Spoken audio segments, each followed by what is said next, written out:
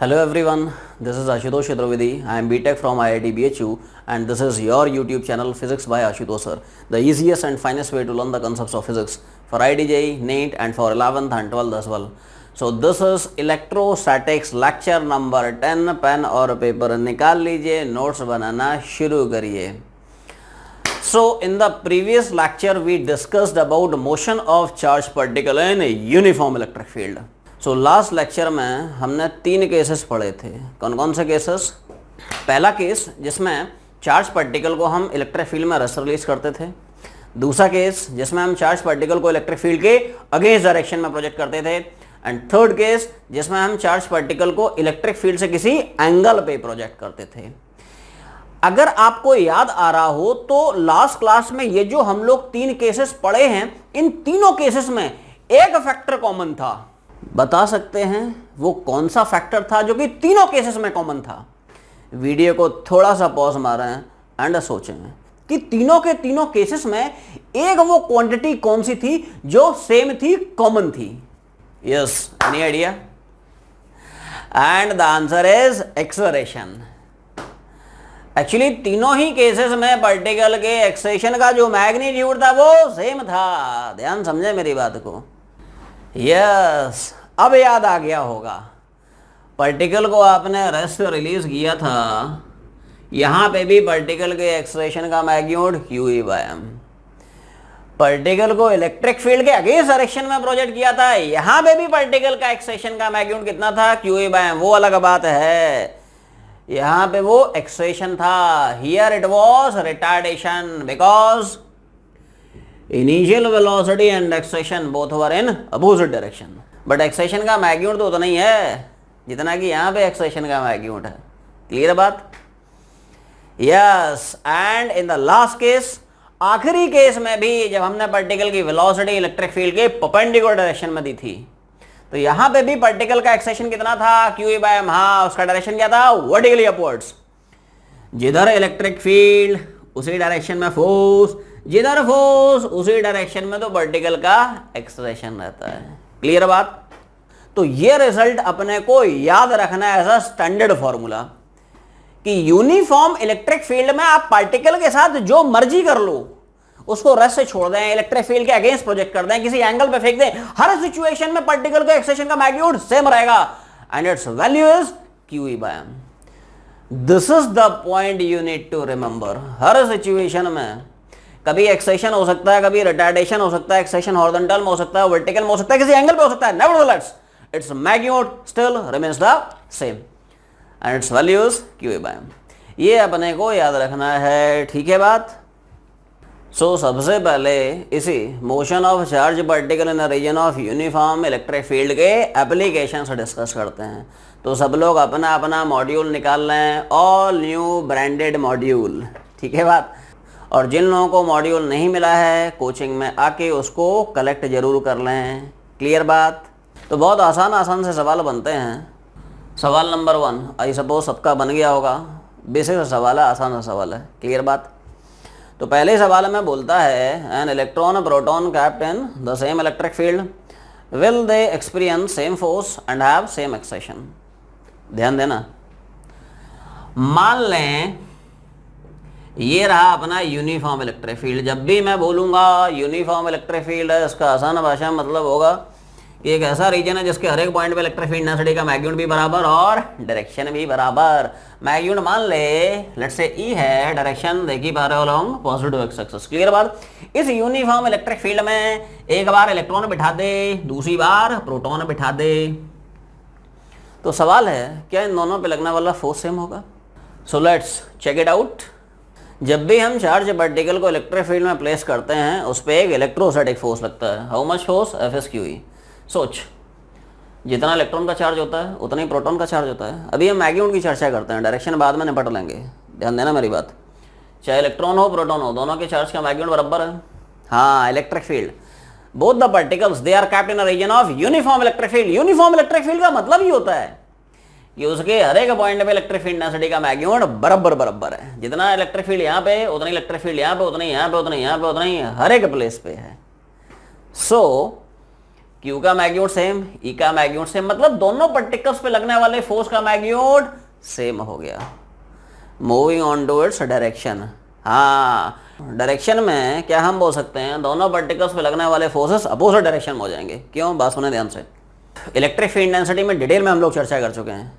जब तक charge positive, उस चार्ज पे लगने वाला फोर्स का direction along the direction of electric field. हाँ, अगर चार्ज नेगेटिव होता है तो फोर्स की direction opposite to the direction of electric field density. Yes, proton positive है तो उस पर लगने वाला फोर्स होगा along the direction of electric field. Charge positive है ना, तो जिधर इलेक्ट्रिक फील्ड डेंसिटी उस डायरेक्शन फोर्स।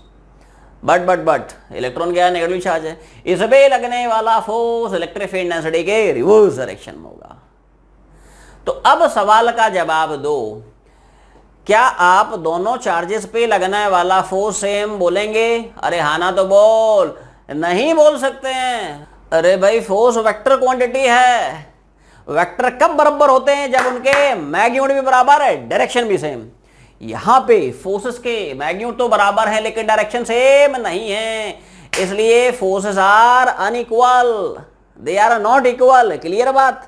जनरली यहाँ पे स्टूडेंट्स मिस्टेक करते हैं। उन्होंने क्या देखा, उन्होंने देखा अच्छा फोर्स पूछ रहा है, चार्ज बराबर, इलेक्ट्रिक फील्ड बराबर, फोर्स बराबर। अरे लेकिन ये भी तो देखो, हम कौन सी क्वांटिटी डिस्कस कर रहे हैं, फोर्सेस वेक्टर क्वांटिटी, तो उसमें मैग्नीट्यूड भी देखना पड़ेगा अपने को, डायरेक्शन भी देखना पड़ेगा। तो मैग्नीट्यूड सेम है, डायरेक्शन डिफरेंट, इसलिए फोर्सेस अनइक्वल होंगे। तो इसका थोड़ा सा एक्सप्लेनेशन भी लिखते जाएं, बैठना नहीं है, लिखना जरूर है।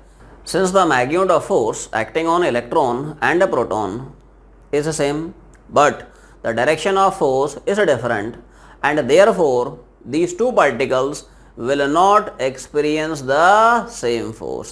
लिख लिया, आगे बढ़ते हैं। अब चर्चा करेंगे एक्सेशन की। क्या दोनों के एक्सेशन सेम होंगे? पहले मैग्नीट्यूड देखेंगे, डायरेक्शन से फिर बाद में निपट लेंगे। ठीक है बात? हाँ जी।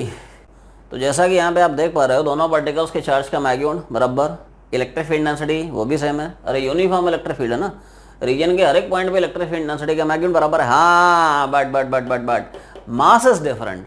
अरे इलेक्ट्रॉन का मास डिफरेंट है, प्रोटॉन का डिफरेंट। अरे बोल कितना कितना होता है, बैठना नहीं है, बोलना है। यस, इलेक्ट्रॉन का मास 9.1 10⁻⁻31 kg, लेकिन प्रोटॉन का मास 1.66 10⁻⁻27 kg। तो मासेस उनके अलग अलग हैं। सोच, क्यू सेम, ई सेम, लेकिन एम चेंज हो गया है। एम के चेंज होने की वजह से एक्सेशन का मैग्नीट्यूड चेंज हो जाएगा। तो मैग्नीट्यूड ऑफ एक्सेशन चेंज करेगा या डिफरेंट हो जाएगा। हाँ, अब सोच डायरेक्शन, क्या डायरेक्शन सेम होगा? अरे डायरेक्शन कहाँ से सेम होगा? न्यूटन साहब ने बोला है, sir Isaac Newton, great scientist, greatest ever. तो न्यूटन साहब ने क्या बोला है, एक्सेशन की डायरेक्शन वही जिधर फोर्स, या फोर्स उधर जिधर एक्सेशन। आ जाओ, प्रोटॉन पे लगने वाला फोर्स इधर, तो प्रोटॉन का एक्सेशन उधर, जिधर फोर्स उधर ही एक्सेशन। इलेक्ट्रॉन पे लगने वाला फोर्स इधर, तो इलेक्ट्रॉन का एक्सेशन भी इसी डायरेक्शन में होगा। मतलब एक्सेशन में दोनों चीजें डिफरेंट हो गई, मैग्नीट्यूड भी डिफरेंट और डायरेक्शन भी डिफरेंट। तो जब वेक्टर का मैग्नीट्यूड भी डिफरेंट हो गया, डायरेक्शन भी डिफरेंट हो गया, अरे तो वेक्टर तो चेंज हो गया ना। Vectors are not equal vectors, vectors unequal vectors हो गए। तो एक एक लाइन का एक्सप्लेनेशन लिखते जाएं, डिक्टेट करा रहा हूं, लिखें। Since magnitude and direction of acceleration of electron and a proton are different and therefore their accelerations will be different। Clear बात? तो इसको आप नोट करें, फिर आगे बढ़ते हैं। So moving on to question number 2, note down the answer. किसने सवाल बनाया था? आसान सवाल है, बन गया होगा। एक्चुअली इन सारे के सारे सवालों में अपनी अप्रोच ये होनी चाहिए कि first of all you have to identify the case, कि जो सवाल है ये किस केस का एप्लीकेशन है, केस नंबर 1, केस नंबर 2, और the problem is based on case number 3। Case analyse करिए, केस एनालाइज करें and then after apply the formula of that case. Clear बात? तो जल्दी बोल, सवाल number 2 is based on which case? Yes, first case. हमेशा ध्यान रखें, जब तक सवाल में पार्टिकल के बारे में कोई इन्फॉर्मेशन नहीं है, तब तक the particle assumed to be starting its journey from rest। कुछ गिवन है तो जो गिवन है वही अज्यूम करना है। और मोशन के बारे में अगर अपने को कोई इन्फॉर्मेशन नहीं है तो मान के चलेंगे particle starting its journey from rest. Clear बात? That is it is the application of case number 1। Clear बात? तो पहला पार्ट आसान सा है, पूछ रहा है पार्टिकल का एक्सेशन कितना होगा, जस्ट सब्स्टिट्यूट द वैल्यूज। तो पार्टिकल बोले तो प्रोटॉन, जल्दी बोल प्रोटॉन का चार्ज, हाँ साइन वाइन नहीं रखना है, प्लस है माइनस है कोई फर्क नहीं पड़ता है, राइट। जब भी हम फॉर्मूला घुमाते हैं वहाँ पे चार्ज को हमेशा मैग्नीट्यूड के साथ रखते हैं, right, not with its proper sign. तो बाकी सारी की सारी वैल्यूज अपने को गिवन है। इलेक्ट्रिक फील्ड डेंसिटी कितना है, गिवन है, सब्स्टिट्यूट कर दें। प्रोटॉन का मास अपने को पता होना चाहिए, कई बार प्रॉब्लम में गिवन होता है, कई बार नहीं गिवन होता है। तो गिवन है तो अच्छी बात है, नहीं गिवन है तो और भी अच्छी बात है, अपने को याद रखना है, क्लियर बात। तो इसी को सॉल्व करेंगे, आंसर कुछ ना कुछ आ जाएगा। सेकंड पार्ट में पूछता है time taken by this proton to fall through a distance of 2 centimetre. तो जैसे ही प्रोटॉन को आपने छोड़ा किधर भागेगा, along the direction of force. पिछले क्लास में हम लोग चर्चा कर चुके हैं कि जब भी सिस्टम रेस्ट से स्टार्ट होता है तो उसे डायरेक्शन भागता है जिधर उस पर फोर्स लगता है। तो फोर्स किधर लग रहा है, इन दिस डायरेक्शन, तो प्रोटॉन इस डायरेक्शन भागेगा। तो वही सवाल पूछ रहा है, time taken by this proton to fall through a distance of 2 centimetre. उसको 2 सेंटीमीटर चलने में कितना समय लगेगा।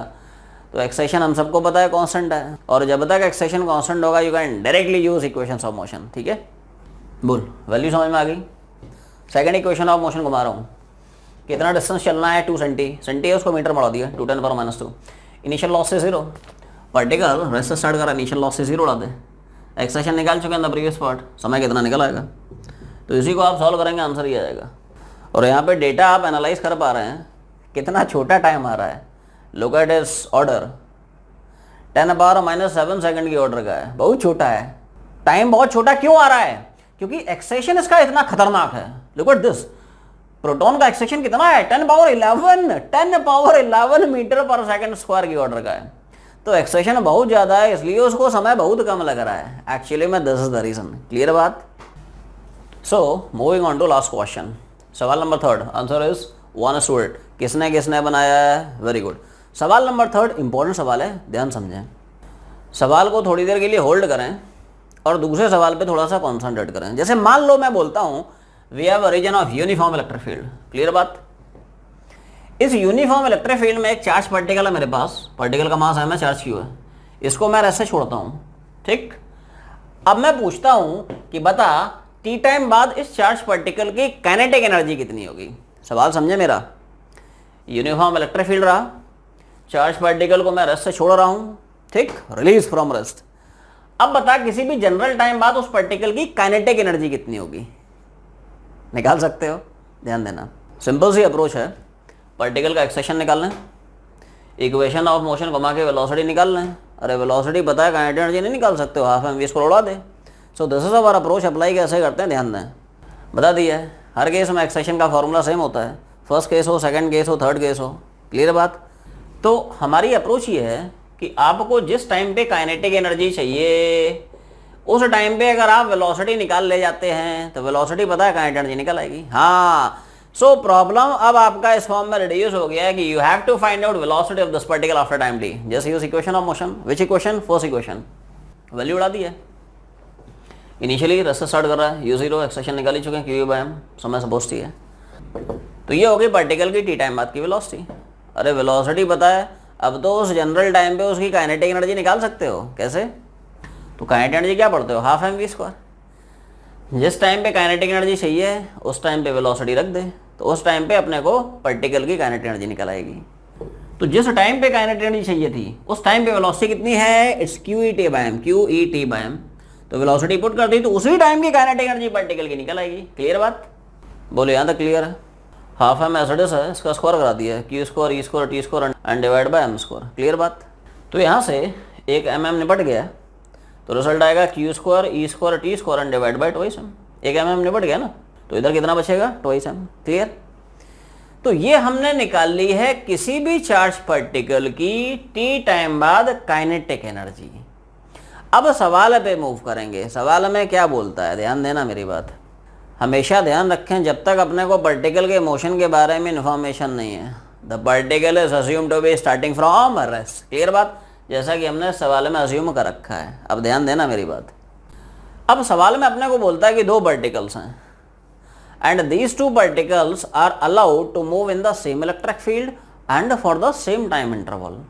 तो हम पहले ये देखते हैं कि दोनों पार्टिकल्स के लिए कौन कौन से ऐसे फैक्टर्स हैं जो कि सेम है, ध्यान देना। तो क्या मैं बोल सकता हूँ ये वो दो फैक्टर्स हैं जो कि दोनों पार्टिकल के लिए बराबर हैं। Both the particles are moving in the same field, मतलब दोनों के लिए इलेक्ट्रिक फील्ड डेंसिटी का मैग्नीट्यूड बराबर है। एंड सवाल में दिया हुआ it is given in the question they are allowed to move for the same time interval. तो E बराबर T बराबर, तो ये फैक्टर बराबर हो गया, ये फैक्टर बराबर हो गया। तो क्या मैं बोल सकता हूं कि जनरल टाइम पे किसी भी पार्टिकल की काइनेटिक एनर्जी इस फैक्टर के प्रोपोर्शनल होगी। ध्यान समझे, E सेम T सेम के E proportional to Q square upon M। मतलब दो डिफरेंट पार्टिकल्स के लिए काइनेटिक एनर्जी के रेशियो क्या मैं ये लिख सकता हूं? अरे नहीं चमका, अरे हाँ ना तो बोल, वेरी गुड।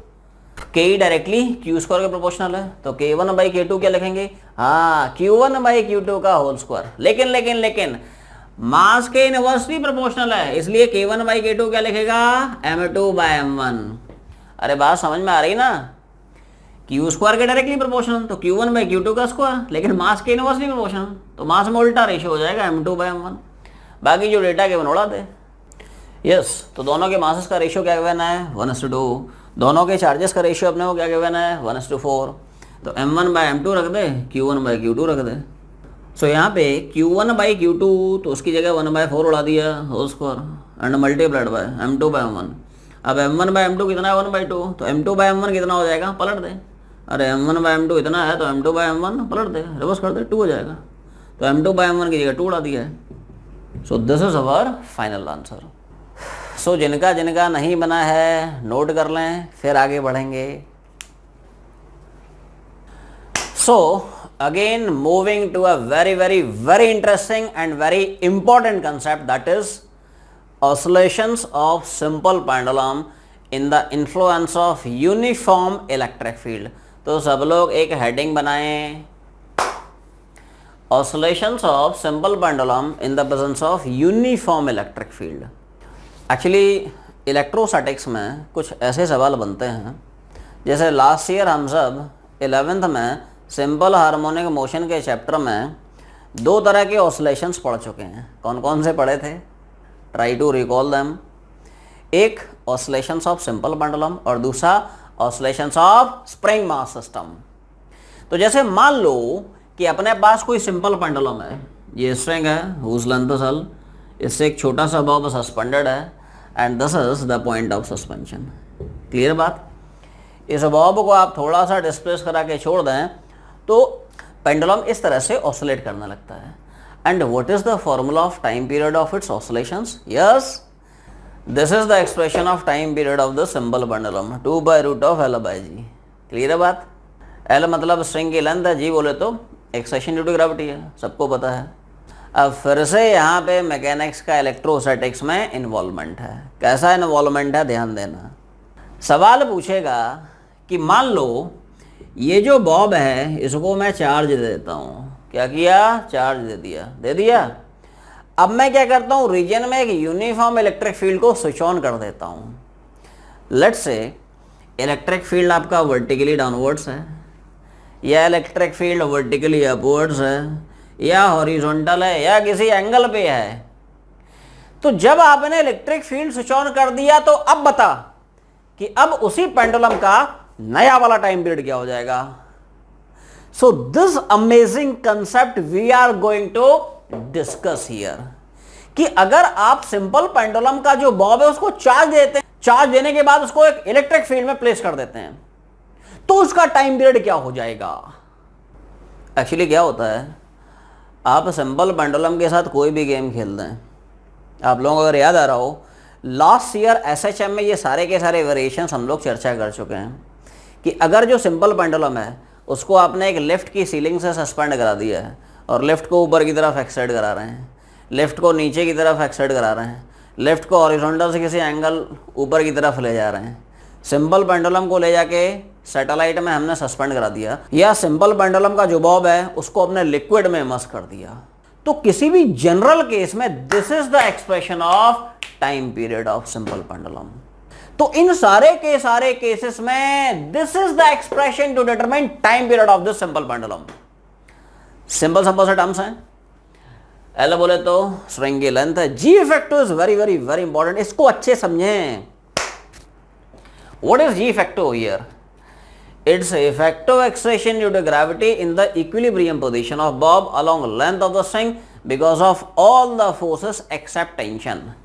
मॉड्यूल खोल के रखें, उसमें अच्छे से डेफिनेशन पढ़ें. यहाँ पे लिखने लिखाने में जो टाइम है वो कम वेस्ट होगा, जो एनर्जी है वो थोड़ी सी बचेगी. क्लियर बात, ध्यान समझें.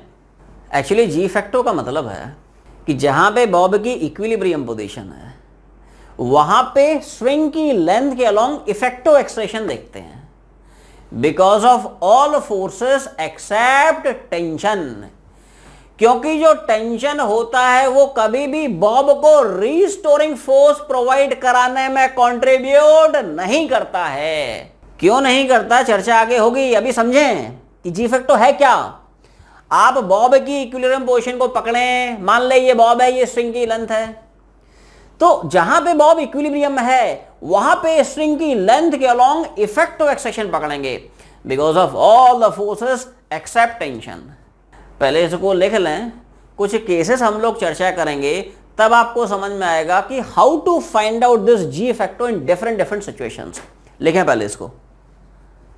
तो सब लोग जो है फर्स्ट केस में हेडिंग बनाएं कि if electric field is directed vertically downwards. इसको आप लोग ऐसे समझें कि ये हमारा सिंपल पेंडुलम का अरेंजमेंट है. ये जो बॉब है इसको चार्ज क्यों देता है, मास हम देता है, दे दिया चार्ज. चार्ज देने के बाद a uniform electric field is switched on whose direction is vertically downwards. तो जब आपने इलेक्ट्रिक फील्ड स्विच ऑन कर दिया है उसके बाद हम क्या करेंगे, इसको थोड़ा सा डिस्प्लेस करेंगे और छोड़ेंगे, तो पेंडुलम इस तरह से वाइब्रेट करेगा. And we have to determine its TP. TP बोले तो टाइम पीरियड, हमें बताना है इसका टाइम पीरियड क्या होगा. सवाल समझ में आ गया. तो सिंपल पेंडुलम के साथ जितनी मर्जी वेरिएशन कर दे उसका टीपी हम यहीं से निकालते हैं, 2/√L/G फैक्टो. सारी कहानी यहाँ पे जी फैक्टो पे आके अटक गई है. How to find out g factor here. क्या मैं बोल सकता हूँ इस सिचुएशन में, g factor will be G + 10 QE/m. अरे चमका ही नहीं, ध्यान देना मेरी बात. सबसे पहला काम है आप बॉब की इक्विलिब्रियम पोजीशन पकड़ें. उस इक्विलिब्रियम पोजीशन में स्विंग के लेंथ के लॉन्ग इफेक्टिव एक्सेशन देखें because of all the forces except tension. ध्यान देना मेरी बात. तो बोल सकता हूँ यही जो पोजीशन होगी यह काम करेगी बॉब की इक्विलिब्रियम पोजीशन. क्यों, क्योंकि यही वो पोजीशन है जहाँ पे बॉब पे लगने वाले सारे के सारे फोर्स बैलेंस हैं. कौन कौन से फोर्सेस हैं, अरे समझ में आ रहा ना. स्ट्रिंग बॉब पे फोर्स लगाएगी in the form of tension. The string tension की डायरेक्शन हमेशा होती है away from the body and along length of the string. Tension is basically pulling force in nature. तो स्ट्रिंग बॉब को पुल कर रही होगी in the form of tension. दूसरा फोर्स बॉब का वेट होगा mg डाउनवर्ड्स. तीसरा फोर्स यस इस इलेक्ट्रिक फील्ड की वजह से Bob will also experience electrostatic force on it. How much force, QE. Direction in the direction of electric field because charge is positive. So these are the forces. तो क्या मैं बोल सकता हूं टेंशन छोड़ दे, एक्सेप्ट टेंशन, बॉडी का string की लेंथ के अलोंग इफेक्टिव एक्सेशन कितना है. तो इफेक्टिव एक्सेशन क्या मैं लिखूंगा, कैसे लिखा समझे ध्यान से. टेंशन छोड़ दिया, टेंशन की टेंशन नहीं लेना है, टेंशन ऑलरेडी बहुत टेंशन दे चुका है. ध्यान देना. इधर लग रहा है mg, तो mg की वजह से एक्सेशन कितना g. इधर लग रहा है फोर्स QE, तो QE की वजह से एक्सेशन कितना. अरे भाई एक्सेशन क्या होता है, फोर्स बाय मास. अरे तो mg/m कितना होगा g, और फोर्स कितना है QE, तो QE की वजह से एक्सेशन कितना जनरेट होगा, इट्स QE/m. और सिंस दोनों एक्सेशन एक ही डायरेक्शन लग रहे हैं तो बॉब की इक्विलिब्रियम पोजीशन में स्ट्रिंग की लेंथ के along effective acceleration due to gravity कितना हो गया, it's this value plus this value. अरे वेक्टर है ना, एक डायरेक्शन में तो ऐड होंगे, अपोजिट होते तो सब्ट्रैक्ट हो जाते. Clear picture. तो जी फैक्टो आ गया है, बस जी फैक्टो की वैल्यू यहाँ पे उड़ा दें. तो इस सिचुएशन में इस सिंपल पेंडुलम का जो टाइम पीरियड ऑफ ऑसिलेशंस होगा it is given by this relation and this is the result you need to remember. ये फॉर्मूला अपने को याद रखना है एज अ स्टैंडर्ड रिजल्ट. याद रहेगा 2/√L/G + QE/m. क्लियर बात. अब इसमें जैसे एक छोटा सा सवाल पूछता है, पूछ सकता हूँ. जैसे पूछेगा कि इनिशियली मान लें बॉब पे कोई भी चार्ज नहीं था, कोई भी इलेक्ट्रिक फील्ड नहीं था. ये पहला केस था जब ना कोई चार्ज था ना कोई इलेक्ट्रिक फील्ड था. फाइनली हमने इसको चार्ज भी दे दिया, इलेक्ट्रिक फील्ड भी दे दिया.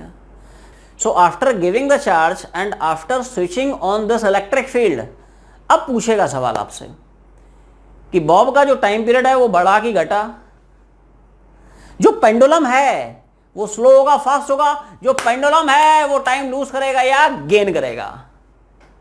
ध्यान दें मेरी बात, जब बॉब को कोई भी चार्ज नहीं दिया था, रीजन में कोई भी इलेक्ट्रिक फील्ड नहीं हुआ करता था, तब टाइम पीरियड कितना था 2π√L/g। जब चार्ज दिया, इलेक्ट्रिक फील्ड स्विच ऑन किया, तो टाइम पीरियड कितना हो गया। अब बता बढ़ा कि घटा, ऑब्वियस ही बात है घट जाएगा। क्यों, 2π का फैक्टर बराबर L, सेम है अनचेंज्ड। हाँ, सारी कहानी जी ने बिगाड़ दी एक्चुअली। जी बढ़ गया, पहले जी फैक्टो कितना था, जी ओनली, अब जी फैक्टो बढ़ गया, जी फैक्टो जी से ज्यादा हो गया बाय दिस फैक्टर। ऑब्वियस ही बात है, अब जी बढ़ा दोगे टाइम पीरियड घट जाएगा ना भाई। तो रिजल्ट ये आया कि effective acceleration due to gravity बढ़ जाएगा, जिसके बढ़ने की वजह से time period of oscillation pendulum का घट जाएगा। अब ये बता, अगर टाइम पीरियड घटा दिया तो पेंडुलम स्लो हुआ कि फास्ट हुआ, सोच के देख। तो पहले ये सोचें कि टाइम पीरियड ऑफ ऑसिलेशन का मतलब क्या होता है। Time period stands for time taken by the body to complete one oscillation. ध्यान देना मेरी बात, जैसे ये सिंपल पेंडुलम का अरेंजमेंट है, लेट्स से यहां से स्टार्ट करता है, तो यहां से यहां तक गया और यहां से वापस से यहीं तक आया। This is called as one complete oscillation. यहां से शुरू हुआ, यहां से यहां तक गया, फिर यहां से वापस वहीं तक आ गया। This is called as one complete cycle, one complete oscillation. So time period आपने घटा दिया, मतलब time taken by the bob to complete one cycle, ये क्या हो रहा है, कम हो रहा है। इसका मतलब क्या होगा, पेंडुलम फास्ट हो जाएगा। अरे पहले क्या था, एक ऑसिलेशन बनाने में उसको ज्यादा टाइम लग रहा था, पहले जी कम था टाइम ज्यादा था, अभी जी बढ़ा दिया उसने, टाइम घट गया, तो एक ऑसिलेशन बनाने में उसको टाइम कम लग रहा है, इसका मतलब पेंडुलम फास्ट हो जाएगा। नहीं चमका, अरे पहले धीरे धीरे जा रहा था, एक ऑसिलेशन बनाने में समय ज्यादा ले रहा था, अब थोड़ा फास्ट हो जाएगा। कैसे हो जाएगा देखें, अरे समझ में आ रहा ना, तो अब थोड़ा सा फास्ट हो जाएगा। This the point, g factors case में बढ़ गया, टाइम पीरियड घट गया, एक ऑसिलेशन बनाने में उसको समय कम लग रहा है, इसका मतलब पेंडुलम फास्ट हो गया। तो पेंडुलम जल्दी जल्दी वाइब्रेट कर रहा है, इसका मतलब वो टाइम गेन करा रहा है। So ultimately regarding this case ये 2-3 पॉइंट्स हैं जो अपने को याद रखना है। क्या क्या पॉइंट्स, एक तो इस केस का एक्सप्रेशन क्या है टाइम पीरियड का, वो याद रखना है। दूसरा, in this situation g factor बढ़ेगा, टाइम पीरियड घटेगा, पेंडुलम फास्ट होगा एंड वेल गेन टाइम, याद रहेगा। तो पहले इसको नोट करें, फिर आगे बढ़ते हैं। अब अपना जो फर्स्ट केस था उसमें मैंने आपको डायरेक्टली फॉर्मूला बता दिया था कि टाइम पीरियड क्या होगा 2π√L/g फैक्टो, और जी फैक्टो बता दिया ऐसे ऐसे निकालना है। बट एक्चुअली में उस फॉर्मूले का सोर्स क्या है, उसका एक्चुअली में प्रूफ क्या है, डेरिवेशन क्या है। एक्चुअली में क्या होता है, जब थोड़ा हायर लेवल के सवाल बनते हैं ना, तो उनमें सिर्फ फार्मूलों से काम नहीं बनेगा। जैसे सपोज जेई एडवांस का जब सवाल आएगा तो इन्हीं प्रॉब्लम्स में वो थोड़ा सा ट्विस्ट कर देगा। तो अगर आप सिर्फ और सिर्फ फॉर्मूला पढ़ के गए हैं, सवाल नहीं बनेगा। जब तक आपको फॉर्मूलों का सोर्स नहीं पता है, उन फॉर्मूलों के एप्लीकेशन की कंडीशन क्या है ये नहीं पता है, तब तक सवाल बनेगा ही नहीं एडवांस का। जैसे मान लो इसी सवाल में उसने थोड़ा सा ट्विस्ट कर दिया और आप सिंपली फॉर्मूला रट के चले गए हैं, सवाल बनेगा ही नहीं। और इसलिए एडवांस लेवल के लिए we actually need the derivation of those formula. तो ये पूरा का पूरा पहले केस का जो रिजल्ट है आपको डेराइव करके बताऊंगा, ऑल्दो जरूरत नहीं है फिर भी बताऊंगा, ओनली फॉर जे एडवांस। ध्यान देना मेरी बात। हमने क्या किया, बॉब को एक जनरल पोजीशन में डील कर लिया जहाँ पे स्ट्रिंग का वर्टिकल एंगल कुछ थीटा है, ये इक्विलिब्रियम पोजीशन थी और यहाँ पे हमने जनरल पोजीशन ले ली। जल्दी बोल, जनरल पोजीशन में कौन कौन से फोर्सेस, अरे हाँ ना तो बोल, very good. There are 3 forces. पहला स्ट्रिंग का टेंशन अवे फ्रॉम बॉब, दूसरा बॉब का वेट, बॉब का अपना पर्सनल वेट, और आखिरी में इलेक्ट्रोस्टैटिक फोर्स कितना FSQE, किधर along the direction of electric field as charge is positive. Bob के चार्ज को हमेशा नोटिस करें, यहीं पे अगर मैं चार्ज नेगेटिव कर देता फोर्स ऊपर निकल लेता। तो इस पे भी शानदार सवाल बनते हैं, मजा आएगा, ध्यान देना। तो mg इधर हो गया, QE इधर हो गया और टेंशन इधर हो गया। फोर्सेस को रिजॉल्व करा रहा हूँ, ध्यान देना। बोल, ये एंगल थीटा है, ये भी एंगल थीटा होगा, अरे लाइन कॉमन है ना, ये भी वर्टिकल ये भी vertical, and therefore this angle it should be equal to this angle. बोल, फोर्सेस कैसे रिजॉल्व किया, समझ में आ गए।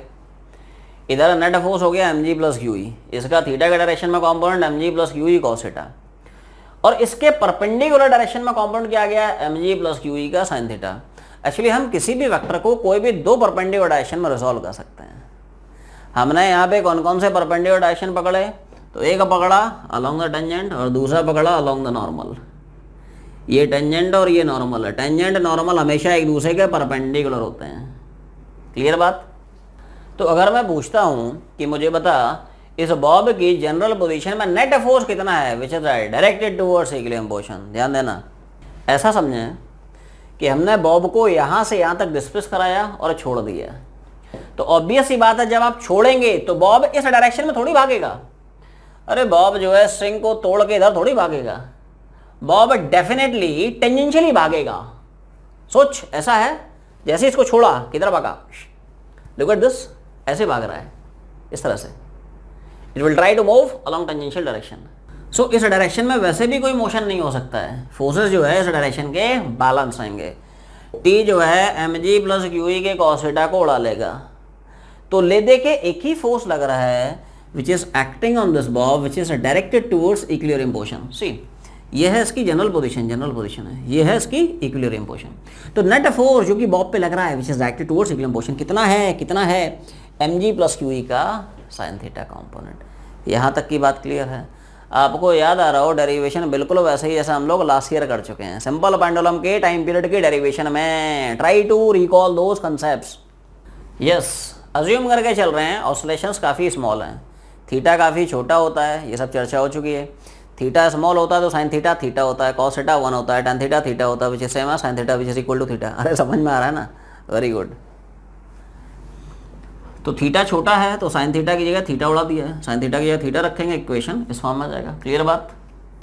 अब मैं फॉर्मूला घुमा रहा हूँ, angle is arc upon radius. Diagram को थोड़ा सा अलग से समझते हैं। एंगल कितना हो गया थीटा, ये आर्क लेंथ मान ली ये जो आर्क लेंथ है ये मान लिया सपोज x है। Radius, yes radius is l। यहाँ पे सर्कल का रेडियस उतना ही होगा जितना कि सिंगल लेंथ है। क्लियर बात। Actually here this particle is moving in a circle of radius L. Radius of circle it's same as length of string। इस तरह से घूम रहा है ना, actually it is moving in the vertical circle। तो एंगल हो गया थीटा, आर्क लेंथ हो गई x, ठीक है, और रेडियस कितना हो गया l। थीटा की वैल्यू उड़ा दे। अब यहाँ से एसएचएम की एसेंशियल कंडीशन प्रूव हो रही है। कैसे कि जनरल पोजीशन में इस बॉब पे लगने वाला फोर्स डायरेक्टली प्रोपोर्शनल है to the displacement of this bob, to the displacement of the bob, and this displacement has been measured from its equilibrium position. Number 1. Number 2, is this force restoring? Is this force directed towards equilibrium position? Of course this force, actually force हम लोग लिखे क्या है, तो force हम लोग लिखे हैं mg प्लस क्यू ई का साइन थीटा, और mg प्लस क्यू ई का साइन थीटा किधर लग रहा है, it is definitely directed towards equilibrium position. mg plus Q E का साइन थीटा किधर जा रहा है, towards equilibrium position. That is, the force is definitely a restoring force, and therefore motion of the bob is simple harmonic motion। Clear picture।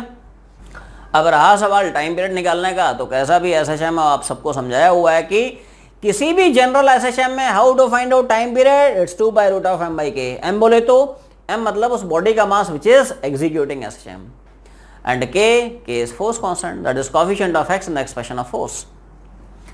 तो यहाँ पे m किसका मास, उस बॉडी का मास जो कि एसएचएम कर रहा है। तो m किसका मास पकड़ेंगे, बॉब इज एग्जीक्यूटिंग एसएचएम, तो m का मतलब बॉब का मास। k क्या होता है, एक्चुअली में एसएचएम का सबसे पहला फॉर्मूला रहता है F इक्वल टू kx, और ये जो k बैठता है ना इसी को बोलता है force constant. That is force की एक्सप्रेशन में x का जो कॉफिशिएंट है, फोर्स की इक्वेशन में x का जो कॉफिशिएंट है दैट इज k, जिसको हम बोलते हैं फोर्स कांस्टेंट। तो यहाँ पे फोर्स की इक्वेशन में x का कॉफिशिएंट एक्चुअली में यहाँ पे ये अपना k है। सो k की वैल्यू ये उड़ा दें, तो k की वैल्यू क्या उड़ाएंगे, mg plus Q E bye l। Force की एक्सप्रेशन में x का कॉफिशिएंट, k की वैल्यू उड़ा दे, टाइम पीरियड कितना निकल आएगा, l ऊपर चला जाएगा, न्यूमरेटर डिनोमिनेटर दोनों को m से डिवाइड करा दे। इसको m से डिवाइड करेंगे ये आएगा, इसको m से डिवाइड करेंगे ये आएगा, और इसको m से डिवाइड करेंगे तो ये आएगा। तो एक्चुअली में ये छोटा सा डेरिवेशन है जो हम लोग फर्स्ट केस की अभी भी चर्चा किए थे। इस डेरिवेशन का एक्चुअली में जो यूज़ है, इसका जो सिग्निफिकेंस है, अभी थोड़ी देर बाद आपको समझ में आएगा। तो अभी आप डेरिवेशन को नोट करें, उसके बाद आगे बढ़ेंगे। नोट जरूर करना है, बैठना नहीं है, नोट इट डाउन। हाँ जी, तो अब मूव करेंगे केस नंबर सेकंड पे। तो सपोज ये रहा अपने पास सिंपल पेंडुलम, जो बॉब है उसका मास है, मैं उसको चार्ज में क्यू देता हूँ, पॉजिटिव चार्ज है, क्लियर बात। हाँ, इस बार सिर्फ इलेक्ट्रिक फील्ड की जो डायरेक्शन है वो मैं रिवर्स कर देता हूँ।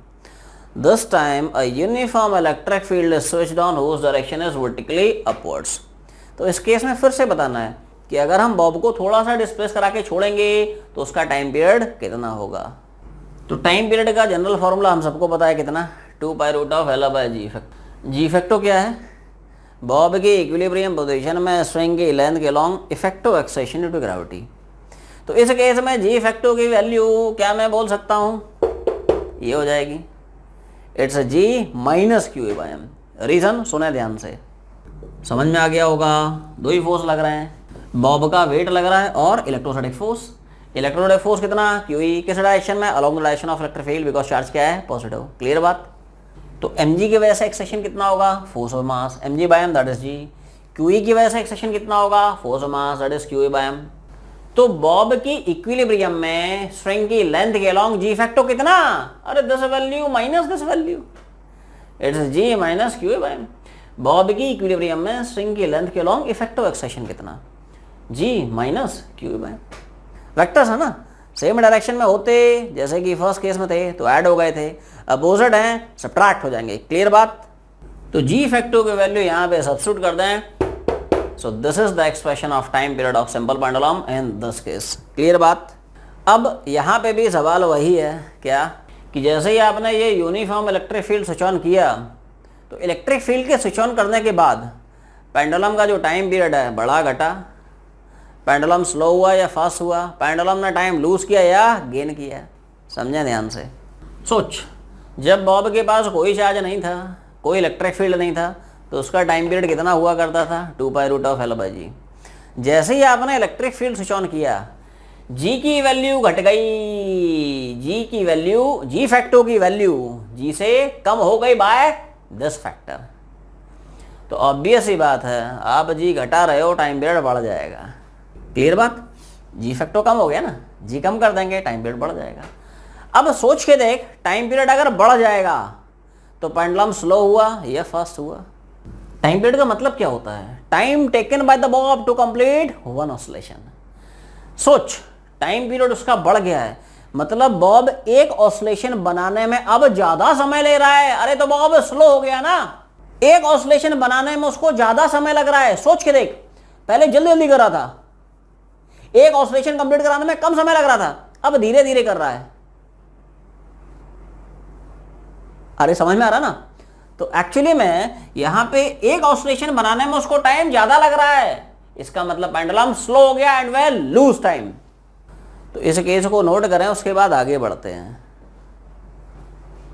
Yes, third case is very interesting case, ध्यान देना। यहाँ पे सपोज मैं इलेक्ट्रिक फील्ड इस बार स्विच ऑन कर देता हूँ अलॉन्ग हॉरिजॉन्टल डायरेक्शन।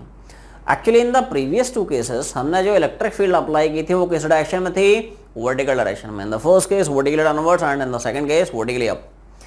अब सोच, अगर मैं इलेक्ट्रिक फील्ड स्विच ऑन करता हूँ हॉरिजॉन्टल डायरेक्शन में, व्हाट विल हैपन। तो कोई बता सकता है इस केस में जी फैक्टर की वैल्यू कितनी होगी, इंपॉर्टेंट है, ध्यान समझें। तो जी फैक्टर होता क्या है, बॉब की इक्विलिब्रियम पोजीशन में स्ट्रिंग की लेंथ के along effective acceleration due to gravity कितना है, क्लियर बात। तो पहले ये बता, will this be the equilibrium position of this bob. अरे बोलना है, बैठना नहीं है। क्या ये पोजीशन काम कर सकती है इस बॉब की इक्विलिब्रियम पोजीशन, सवाल ही नहीं है। रीजन सुने क्यों।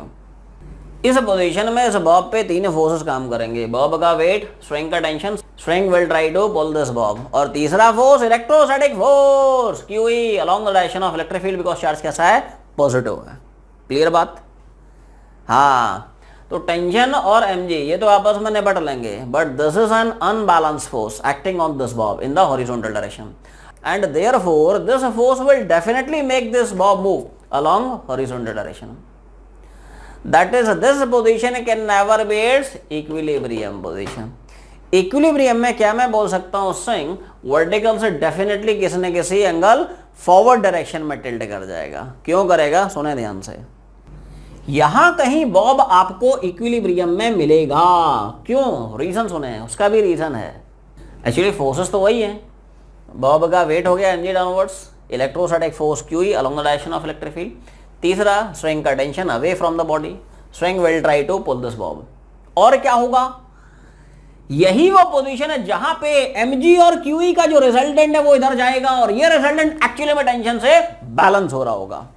ध्यान समझे बात, QE mg इनका रिजल्टेंट ऐसा होगा और ये रिजल्टेंट फोर्स इस टेंशन से कैंसिल आउट कर रहा होगा, जैसे कि वजह से इस पोजीशन में इस बॉब पे लगने वाला नेट फोर्स कितना, 0, and therefore this position will behave as its equilibrium position. Clear बात। तो सवाल यही है, जी फैक्टर निकालते कैसे हैं, बॉब की इक्विलिब्रियम पोजीशन पहले ढूंढे, वहां पे देखें इफेक्टिव एक्सेशन कितना है, because of all the forces except tension. Tension को क्यों एक्सक्लूड करते हैं उसका रीजन भी मैं बताऊंगा, आखिरी में बताऊंगा, ध्यान समझें। तो टेंशन को छोड़, इधर से लग रहा है mg, इधर से लग रहा है QE। अब ध्यान देना, QE की वजह से एक्सेशन कितना, और एक्सेशन क्या है, फोर्स बाय मास। mg की वजह से एक्सेशन कितना, फोर्स बाय मास। हाँ, तो अब अल्टीमेटली ये दो एक्सेशन है, तो क्या मैं बोल सकता हूं इन दोनों का इफेक्टिव एक्सेशन। अरे मुझे लगा ही नहीं तो मैं चमका, ध्यान से सुने बात। एक्चुअली में this is our ji factor, एक एक्सेशन जी इधर है, दूसरा एक्सेशन QE बाय m इधर है, तो इन दोनों का नेट एक्सेशन कुछ ऐसे जाएगा। अब इस नेट एक्सेशन को निकालेंगे कैसे, क्या मैं बोल सकता हूँ, ये वेक्टर और ये वेक्टर बराबर होंगे, अरे इनके मैग्नीट्यूड बराबर, इनके डायरेक्शन बराबर है, and therefore this vector is equal to this vector. Clear बात। अब सोच, इस वेक्टर का मैग्नीट्यूड पता है, इस वेक्टर का मैग्नीट्यूड पता है, अरे तो इनके रिजल्टेंट का मैग्नीट्यूड नहीं निकाल सकता है। Just use Pythagoras in this right angle triangle कि g factor is root of the square under square, वही तो लिखा है, g factor is root of g square plus इसका स्क्वायर। अरे राइट एंगल ट्राइंगल बन गया ना, उसमें पाइथागोरस घुमा दिया है।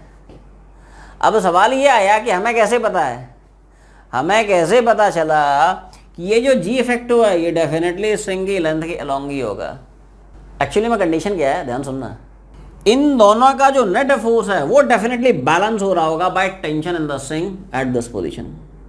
अरे इन दोनों का नेट फोर्स टेंशन से बैलेंस होगा, तभी तो यहाँ पे नेट फोर्स ही होगा, तभी तो यहाँ पे बॉब इक्विलिब्रियम पोजीशन में रहेगा। क्लियर बात। तो सोच के देख, अगर इन दोनों का नेट फोर्स इस स्ट्रिंग के लेंथ के अलोंग लाई कर रहा है, अरे तो इन्हीं दोनों की वजह से जो जी फैक्टर है वो भी तो डेफिनेटली लाई कर रहा होगा along length of the string. ध्यान सोच मेरी बात, इन दोनों फोर्सेस का नेट फोर्स डेफिनेटली स्ट्रिंग के लेंथ के अलोंग है, अरे तभी तो नेट फोर्स स्ट्रिंग के टेंशन से बैलेंस होगा, तभी तो सिस्टम पे लगने वाला नेट फोर्स 0 होगा। सोच के देख, इन दोनों का अगर नेट फोर्स स्ट्रिंग के लेंथ के अलोंग है, अरे तो इन्हीं दोनों फोर्सेस की वजह से जो एक्सेशन है उनका रिजल्टेंट एक्सेशन वो डेफिनेटली लाई कर रहा होगा along the direction of length of string. बात समझ ध्यान से, इन दोनों का जो नेट फोर्स है वही तो स्ट्रिंग के लेंथ के अलोंग होगा। अरे तो जी फैक्टर किसकी वजह से आया है, अरे इन्हीं दोनों फोर्सेस की वजह से तो आया है, इस फोर्स की वजह से ये एक्सेशन, इस फोर्स की वजह से ये एक्सेशन। तो इन दोनों का नेट फोर्स अगर स्ट्रिंग के लेंथ के अलोंग है तो डेफिनेटली इनकी वजह से जो एक्सेशन है उनका रिजल्टेंट एक्सेशन भी स्ट्रिंग के लेंथ के अलोंग ही होगा। अब मेरे ख्याल से पिक्चर आपको समझ में आ गई होगी। अब जी फैक्टर आ गया है, now you can easily determine its time period of oscillation. कैसे, सुना ध्यान से, t is equal to 2 pi root of L by g factor, और जी फैक्टर की वैल्यू कितनी उड़ा दे, it's root of g square and QA by m का square. This is the expression you need to remember. Clear बात। अब इस समय भी वही सवाल कि अगर हम एक horizontal electric field switch on कर देते हैं तो टाइम पीरियड बढ़ा कि घटा, पेंडुलम स्लो हुआ कि फास्ट हुआ, टाइम लूज हुआ गेन हुआ। एक्चुअली में क्या था कि जब बॉब के पास कोई चार्ज नहीं, कोई इलेक्ट्रिक फील्ड नहीं था, तो टाइम पीरियड कितना था, 2 pi root of L by g. अब सोच के देख, अब जी फैक्टर क्या मैं बोल सकता हूँ, जी से डेफिनेटली बढ़ जाएगा। ऐसे सोच कि मान ले ये टर्म नहीं होता तो जी स्क्वायर का रूट कितना हो गया था, जी, ये टर्म नहीं होता तो जी स्क्वायर का रूट कितना हो गया था, जी। अब इसमें कुछ क्वांटिटी ऐड की है तो क्या मैं बोल सकता हूं इसका रूट डेफिनेटली जी से तो बड़ा ही आएगा ना भाई। अरे नहीं चमका, वंस मोर सोच, ये फैक्टर नहीं होता तो g factor would be g only. अरे अब इसमें कुछ क्वांटिटी ऐड कर दिया ना तो रूट डेफिनेटली जी से बढ़ जाएगा, और जी फैक्टर अगर आपने जी से बढ़ा दिया टाइम पीरियड घट जाएगा। क्लियर बात। तो हमने यहां पे ये प्रूव कर लिया कि इस केस में जी फैक्टर बढ़ गया, जी बढ़ने से टाइम पीरियड घट गया। टाइम पीरियड घट गया तो पेंडुलम स्लो हुआ कि फास्ट हुआ। टाइम पीरियड का मतलब क्या है? It is time taken by the bob to complete one oscillation. अब सोच, एक ऑसिलेशन कंप्लीट करने में उसको कम समय लग रहा है, इसका मतलब पेंडुलम फास्ट हो गया होगा, विल डेफिनेटली गेन टाइम। अरे एक ऑसिलेशन पहले धीरे धीरे कर रहा था, अब क्या किया आपने, जी बढ़ा दिया, टाइम पीरियड घट गया, अब एक ऑसिलेशन बनाने में कम समय लगेगा, पेंडुलम फास्ट हो जाएगा एंड विल गेन टाइम। तो पहले इसको नोट करें फिर हम आगे बढ़ते हैं। क्लियर बात। सो ये तो अपने तीनों के तीनों बेसिक केसेस हो गए of oscillation of simple pendulum in the influence of uniform electric field. अब थोड़ा सा मैं लेवल बढ़ाता हूं, एक छोटा सा सवाल पूछता हूं, ध्यान देना। तो सवाल अपना ये है, ये तो बेसिक सिंपल पेंडुलम है, बॉब का मास m चार्ज q। इसके अलावा सपोज अगर मैं इस पॉइंट ऑफ सस्पेंशन पे एक छोटा सा पॉइंट चार्ज कैपिटल Q बिठा देता हूं, सवाल समझे ध्यान से, बॉब का मास m charge q, apart from this a point charge capital Q, it is capped exactly at this point of suspension। अब सोच, अगर मैं इसको थोड़ा सा डिस्प्लेस करा के छोड़ता हूं तो इसके SHM का टाइम पीरियड सेम रहेगा और will it change? Time period क्या अभी भी 2 pi root of L by g रहेगा, या बढ़ेगा या घटेगा, क्या रहेगा? तो वीडियो को थोड़ा सा पॉज करें और सोचें, फिर मैं बताता हूं। क्लियर बात। सो आंसर है सवाल का कि इस सिचुएशन में सिस्टम का टाइम पीरियड सेम रहेगा, that is 2 pi root of L by g. क्यों रहेगा उसका रीजन समझें। एक्चुअली इसी प्रोफाइल के जो प्रॉब्लम्स हैं उनके लिए डेरिवेशन बहुत जरूरी हो जाता है। जो सबसे पहले केस के लिए आपको डेरिवेशन बताया, तो अगर अपने को डेरिवेशन फॉर्मूले का पता है तो सवाल में कुछ भी ट्विस्ट हो जाए सवाल बन नहीं बनना है। और अगर आप आंख बंद करके फॉर्मूला याद करके चले गए हैं तो जरूरी नहीं है सारे के सारे सवाल हमसे बन रहे हैं। इसलिए डेरिवेशन बहुत इंपॉर्टेंट होते हैं, specially for such kind of questions. शुरू करते हैं, ध्यान देना। जैसे मान लो इस बॉब को मैंने इक्विलिब्रियम से उठा के जनरल पोजीशन में बैठा दिया, तो बता जनरल पोजीशन में इस बॉब पे लगने वाला फोर्स क्या होगा। डेरिवेशन का बिल्कुल सिमिलर अप्रोच है जैसा हम लोग केस नंबर 1 में चर्चा कर चुके हैं। क्लियर बात। ध्यान रखें, इस सवाल में हमने कोई इलेक्ट्रिक फील्ड स्विच ऑन नहीं किया है। Instead of switching on an electric field हमने क्या किया है, we just placed a point charge at this point of suspension. ध्यान देना। तो यहाँ पे इस बॉब का वेट लगेगा mg डाउनवर्ड्स। हाँ, ये चार्ज इस चार्ज को रिपेल करेगा, इलेक्ट्रोस्टैटिक फोर्स इधर लगाएगा, और बाकी हिस्सिंग जो है टेंशन लगाने के लिए तो बैठा ही हुआ है। Tension is pulling force in nature. Clear बात। सिंपल सा अपने को ये देखना है कि यहाँ पे इस बॉब पे लगने वाला नेट फोर्स कितना है, which is directed towards equilibrium position. अगर वो फोर्स एक्स की प्रोपोर्शन हो जाएगा तो मोशन एसटीएम हो जाएगा। फिर time period 2 pi root of m by k का फॉर्मूला उड़ा दे, वहां से टाइम पीरियड निकल आएगा। This is the approach. Apply कैसे करते हैं ध्यान सुने। तो यहाँ पे एंगल पकड़ें, ये एंगल थीटा है बोल सकता हूँ, सेम एंगल है। ये लाइन कॉमन है, ये vertical vertical and therefore this angle same angle.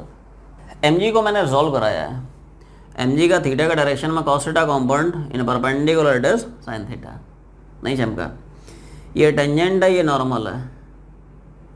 अरे सर्कल की प्रॉपर्टी होती है ना, सर्कल का जो नॉर्मल है वही सर्कल के सेंटर से पास कर सकता है। ये बॉडी है ना इस तरह से वर्टिकल सर्कल में घूम रही है। क्लियर बात। तो ये टेंजेंट है, ये नॉर्मल है, क्योंकि नॉर्मली सर्कल के सेंटर से पास कर सकता है। सो mg का थीटा का डायरेक्शन में कॉम्पोनेंट mg cos थीटा, इसकी परपेंडिकुलर टेंजेंशियल कॉम्पोनेंट कितना mg sin थीटा। अब ऐसा सोचें कि हमने इस बॉब को यहाँ से यहाँ तक खींचा एंड रिलीज्ड, तो जैसे ही छोड़ेगा तो इस डायरेक्शन में तो बॉब भागेगा नहीं। सोच के देख, तुमने यहाँ से छोड़ा, क्या बॉब इस तरह से भागेगा? अरे बॉब जो है स्ट्रिंग को ब्रेक करके थोड़ी मूव कर सकता है। जैसे ही छोड़ेगा वो टेंजेंशियली भागेगा, it will move like this, look at its motion, इस तरह से ये पार्टिकल टेंजेंशियली भागने की कोशिश कर रहा है, राइट। तो इधर वाले जो फोर्सेस हैं ये तो आपस में निपट गए। स्ट्रिंग का जो टेंशन है ये एफ और एम जी कॉस थीटा को बैलेंस करा लेगा। तो क्या मैं बोल सकता हूँ यहाँ पे बॉब पे जनरल पोजीशन में लगने वाला जो नेट एक्सटर्नल फोर्स होगा वो ये होगा। इक्वेशन को ध्यान से समझें, इस डायरेक्शन में तो कोई मोशन नहीं है, इस डायरेक्शन में नेट फोर्स 0 होगा, फोर्सेस बैलेंस होंगे, इधर से टी, इधर से F plus m g cos theta. Although इस इक्वेशन की हमें जरूरत नहीं पड़ेगी, आपको समझाने के लिए बस समझा रहा हूँ। क्लियर बात? हाँ, इस बॉब पे लगने वाला net force which is directed towards equilibrium position, it is what? M ji sine theta. अरे एम जी का साइन थीटा ही बचा जो कि लग रहा है टुवर्ड्स इक्विलिब्रियम पोजीशन। यही फोर्स तो इस बॉब को रीस्टोर कराएगा back to its equilibrium position. Clear बात? फिर से मान के चल रहे हैं, स्मॉल ऑसिलेशंस हैं, थीटा काफ़ी छोटा है, और थीटा अगर काफ़ी छोटा होगा साइन थीटा थीटा हो जाएगा, तो साइन थीटा की थीटा उड़ा दे। फिर से घुमा रहे हैं, angle is arc upon radius. ये यहाँ से यहाँ तक का जो डायग्राम है मैंने सेपरेटली बना लिया है। ये एंगल थीटा, ये जो डिस्टेंस है ये मैंने कुछ एक्स पकड़ लिया है, और स्ट्रिंग की लेंथ अपने को गिवन नहीं है सपोजल, तो घुमा दे, angle is arc upon radius. Angle कितना? थीटा, आर्क लेंथ कितनी? एक्स, और रेडियस कितनी? L. Here actually this particle is moving in a circle of radius L. Radius of circle it is same as length of string. Clear बात? Theta की value x by L उड़ा दे। Clear? अब यहां से दोनों conditions justify हो रही हैं। कौन कौन सी कंडीशंस? इस बॉब पे जनरल पोजीशन में लगने वाला net external force directly proportional है to the displacement of this bob, and remember this displacement is measured from its equilibrium position. पहली condition, F A proportional to x, SHM की first condition. Second condition, is this force restoring? Definitely. अरे net force है कितना? M जी sine theta, और M जी sine theta किधर लग रहा है? It is definitely directed towards equilibrium position, and therefore this force is a restoring force, and hence motion of this bob is SHM। रहा सवाल TP का, तो टीपी का हम सबको पता है फॉर्मूला, कि जब भी बॉडी का मोशन कैसा भी SHM हो, टाइम पीरियड कैसे लिखेंगे? It's 2/√m/k। m उस बॉडी का मास जो कि SHM कर रहा है, k force constant that is coefficient of x in the expression of force.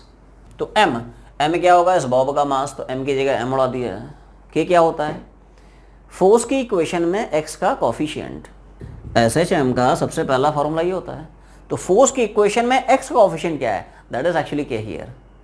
तो यहाँ पे फोर्स की इक्वेशन में x का कोएफिशिएंट कितना? अरे बोलो तो सही, वेरी गुड। तो एक्चुअली में यहाँ पे k कितना? mg/l। तो यहाँ पे जो k है उसकी जगह मैंने mg/l उड़ा दिया है। ये छोटा सा डेरिवेशन है, मतलब इन दिस सिचुएशन जो सिस्टम का टीपी है it won't change, it will essentially remain the same. क्या रीजन है, क्या लॉजिक है, अब आपको अच्छे से समझ में आ गया होगा। तो पहले इस केस को मैं अच्छे से लिखाता हूं, you noted down first. If a point charge capital Q is kept at a point of suspension, in this situation time period of oscillation of bob remains unchanged because tension and electrostatic force they do not contribute in providing the restoring force on the bob। लिख लिया? अब ध्यान से समझें। Actually जब हमने oscillations of charge particle in uniform electric field का concept शुरू किया था, तो पहले केस में आपको बताया था कि जी फैक्टो क्या होता है? Its effective acceleration due to gravity in the equilibrium position of bob along length of the string because of all the forces other than tension, all the forces except tension। ऐसा मैंने क्यों बोला था? अब आपको इसका रीजन अच्छे समझ में आएगा, ध्यान दें। सोच के देख, हर सिचुएशन में जो टेंशन लगता है वो किधर लगता है? अरे वो रीस्टोरिंग फोर्स के हमेशा परपेंडिकुलर लगता है। लुक एट दिस, आपका रीस्टोरिंग फोर्स लगता है टुवर्ड्स इक्विलिब्रियम पोजीशन। अरे लेकिन टेंशन तो इस रीस्टोरिंग फोर्स के परपेंडिकुलर हो गया ना भाई। अरे नहीं चमका। टेंशन किधर है? अलोंग द नॉर्मल, क्योंकि नॉर्मल ही सर्कल का सेंटर से पास कर सकता है। और फोर्स किधर है? टेंजेंशियल। और टेंजेंट और नॉर्मल हमेशा एक दूसरे के परपेंडिकुलर आएंगे। सोच के देख, क्या टेंशन का एक भी कंपोनेंट रीस्टोरिंग फोर्स के अलोंग लग सकता है?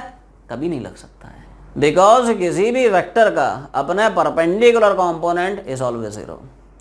वेक्टर वर्टिकल है तो इसका horizontal component zero, vector horizontal है तो इट्स वर्टिकल कंपोनेंट है जीरो। इस वेक्टर का इस डायरेक्शन में कंपोनेंट ऐसे लिख लो। अरे ए का थीटा के डायरेक्शन में कंपोनेंट कितना? ए cos थीटा। तो बोल टी का 90 की डायरेक्शन में कंपोनेंट कितना? यस। अरे भाई साहब, ए का थीटा के डायरेक्शन में कंपोनेंट ए cos थीटा। अरे भाई, तो टी का 90 के डायरेक्शन में कंपोनेंट नहीं लिखूंगा मैं, टी cos टी जैसे लो। इसलिए हम बोलते हैं कि जो टाइम पीरियड का फॉर्मूला है उसमें जो जी फैक्टर है, it's because of all the forces except tension. अब आपको फील आ गई होगी कि टेंशन जो है रीस्टोरिंग फोर्स प्रोवाइड कराने में क्यों कंट्रीब्यूट नहीं कर पाता है। Because tension is always perpendicular to restoring force, इसलिए टेंशन का रीस्टोरिंग फोर्स की डायरेक्शन में कंपोनेंट जीरो हो जाता है। और इसलिए हम जी फैक्टर पकड़ते हैं because of all the forces except tension. और एक्चुअली में जैसा रोल टेंशन का है इस पर्टिकुलर सिचुएशन में, वही रोल इलेक्ट्रोस्टैटिक फोर्स का भी है। सोच, ऐसा मैं क्यों बोल रहा हूं भाई साहब? इलेक्ट्रोस्टैटिक फोर्स भी इस डायरेक्शन में है और इसका रीस्टोरिंग फोर्स के अलोंग कंपोनेंट निपट गया। अरे टेंशन हो या इलेक्ट्रोस्टैटिक फोर्स, ये इस डायरेक्शन लग रहे हैं और रीस्टोरिंग फोर्स इसकी परपेंडिकुलर डायरेक्शन में। ध्यान समझे मेरी बात। टेंशन किधर लग रहा है? नॉर्मल के लॉन्ग। ये एफ बी किधर लग रहा है? नॉर्मल के लॉन्ग। लेकिन नेट एक्सटर्नल फोर्स किधर है? तो ये है टेंजेंट के लॉन्ग। तो ऑब्वियस सी बात है, टेंशन का या एफ का, इनका टेंजेंट के अलोंग कंपोनेंट जीरो हो जाएगा ना। अरे दिस एंगल इज 90। ये नॉर्मल, ये टेंजेंट, और टेंजेंट और नॉर्मल हमेशा नॉर्मल, मतलब उनके बीच का एंगल 90। तो इस फोर्स का भी इस डायरेक्शन में कंपोनेंट जीरो हो गया है।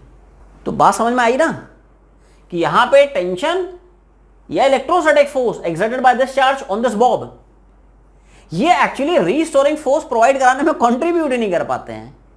और सिंस कंट्रीब्यूट नहीं कर पा रहे हैं, इसलिए इस केस में टाइम पीरियड अनचेंज्ड है, कांस्टेंट है, सेम है। एक्चुअली पिछले केसेस में क्या हो रहा था, ध्यान देना मेरी बात, या तो QE नीचे था, या फिर QE ऊपर था, या फिर QE हॉरिजॉन्टल में था। तो ऊपर था तब भी उसका एक ना एक कंपोनेंट आपको टेंजेंट के अलोंग मिल जाएगा, नीचे है तब भी उसका एक ना एक कंपोनेंट आपको टेंजेंशियल मिल जाएगा। एक्चुअली अभी तक हम लोग जो केसेस डील किए थे उसमें इलेक्ट्रिक फील्ड या तो ऊपर था, या तो नीचे था, या फिर हॉरिजॉन्टल था। तो इलेक्ट्रोस्टैटिक फोर्स या तो ऊपर था, या नीचे था, या हॉरिजॉन्टल था। तो उन सिचुएशंस में क्या हो रहा था, उस इलेक्ट्रोस्टैटिक फोर्स का एक कंपोनेंट रीस्टोरिंग फोर्स के डायरेक्शन लग रहा था, जिसकी वजह से जी फैक्टर चेंज हो रहा था, जिसकी वजह से टाइम पीरियड चेंज हो रहा था। ध्यान देना, जैसे कि यहां पे सिचुएशन में ये इलेक्ट्रोस्टैटिक फोर्स लग रहा है, हाँ इसका डेफिनेटली एक कंपोनेंट रीस्टोरिंग फोर्स के अलोंग लग रहा है। तो कंपोनेंट लग रहा है जिसकी वजह से जी फैक्टर चेंज होता था, जिसकी वजह से रीस्टोरिंग फोर्स चेंज हो जाता था, जिसकी वजह से टाइम पीरियड चेंज हो जाता था। बट यहां पे क्या हो रहा है, इस फोर्स का इस डायरेक्शन में कंपोनेंट ही निपट गया, जिसकी वजह से यहां पे रीस्टोरिंग फोर्स सेम है। रिस्टोरिंग फोर्स सेम आने की वजह से सिस्टम का टीपी भी सेम है, कांस्टेंट है, अनचेंज है। अब मेरे ख्याल से आपको पिक्चर बिल्कुल क्लियर होती है, और ये बात भी क्लियर होती है कि don't just blindly remember the formula. आपको फॉर्मूले अच्छे से डेप्थ में, डिटेल में एनालाइज करके समझना है, स्पेशली फॉर जे एडवांस्ड। क्योंकि अगर उसने सवाल में थोड़ा बहुत चेंज किया और अगर आपको डेरिवेशन पता है फॉर्मूले का, तो आप सवाल निकाल ले जाएंगे, और सिर्फ फॉर्मूला रट के गए हैं तो मामला फंस जाएगा। ये बात आपको इस एग्जाम्पल से बहुत अच्छे से अब समझ में आ चुकी होगी। तो इस केस को अच्छे से आप नोट कर लें। ये केस आपको मॉड्यूल में नहीं मिलेगा, इसको केस नंबर 4 करके नोट करें। यस, तो अब आते हैं आपके होमवर्क पे।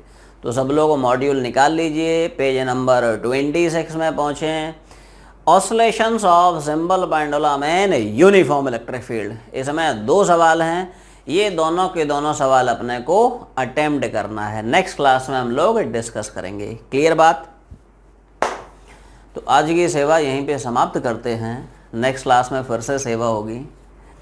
एक छोटा सा अनाउंसमेंट है, इस कमिंग संडे को आपका काइनेमेटिक्स का जेई एडवांस लेवल का टेस्ट है और उसके नेक्स्ट संडे को laws of motion, friction and work power energy का टेस्ट होगा। पहले लेवल 1 का होगा, उसके नेक्स्ट संडे उसका लेवल 2 होगा। क्लियर बात? सो तब तक पढ़ाई करते रहें, फॉर्मूले रिवाइज करते रहें, kinematics, laws of motion, friction, work power energy, इनको रिवाइज करते रहें एंड डाउट्स जरूर पूछते रहें। So thank you so much for watching this video. You can like, comment, share and subscribe this video. You can also share this video with your friends, and for more videos stay tuned, stay connected and keep studying. Thank you.